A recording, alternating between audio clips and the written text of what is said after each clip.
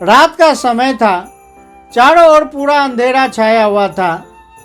केवल एक ही कमरा प्रकाशित था। वहाँ पर 4 मोमबत्तियाँ जल रही थी। चारों मोमबत्तियाँ एकांत देख आपस में बातें करने लगी।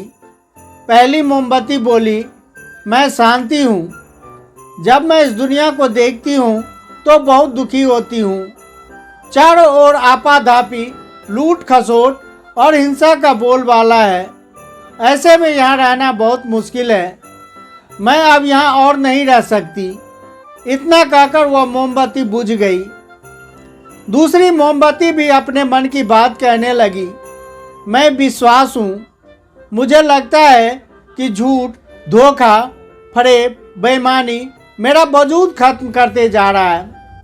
ये जगह अब मेरे लायक नहीं रही। मैं भी जा रही हूँ। इतना कहकर दूसरी मोमबत्ती भी बुझ गई। तीसरी मोमबत्ती भी दुखी थी। वह बोली, मैं प्रेम हूँ। हर किसी के लिए हर पल जल सकती हूँ, लेकिन अब किसी के पास मेरे लिए वक्त नहीं बचा। स्वार्थ और नफरत का भाव मेरा स्थान लेता जा रहा है। लोगों के मन में अपनों के प्रति भी प्रेम भावना नहीं बची। अब यह सहना मेरे बस की बात नहीं।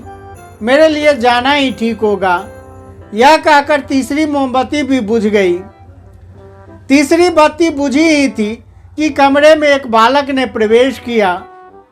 मोमबत्तियों को बुझा हुआ देख उसे बहुत दुख हुआ। उसकी आंखों से आंसू बहने लगे। दुखी मन से वो बोला, इस तरह बीच में ही मेरे जीवन में अंधेरा कर कैसे जा सकती हो तुम? तुम्हें तो अंत तक पूरा जलना था, लेकिन तुमने मेरा साथ छोड़ दिया। अब मैं क्या करूँगा? बालक की बात सुनकर चौथी मोमबत्ती बोली, घबराओ नहीं बालक, मैं आशा हूँ और मैं तुम्हारे साथ हूँ। जब तक मैं जल रही हूँ, तुम मेरी लौ से दूसरी मोमबत्तियों को जला सकते हो। चौथी मोमबत्ती की बात सुनकर बालक को ढाढ़स बंध गया। उसने आशा के साथ शांति, विश्वास और प्रेम को पुनः प्रकाशित कर लिया। तो मित्रों, इस कहानी से हमें यही शिक्षा मिलती है कि जीवन में समय एक जैसा नहीं रहता। कभी उजाला रहता है तो कभी अंधेरा। जब जीवन में अंधकार आ जाए, मन अशांत हो जाए, विश्वास डगमगाने लगे और दुनिया पराई लगने लगे, तब आशा का दीपक जला लेना। जब तक आशा का दीपक जलता रहेगा, जीवन में कभी अंधेरा नहीं हो सकता। आशा के बल पर जीवन में सब कुछ पाया जा सकता है। इसलिए आशा का साथ कभी ना छोड़ें।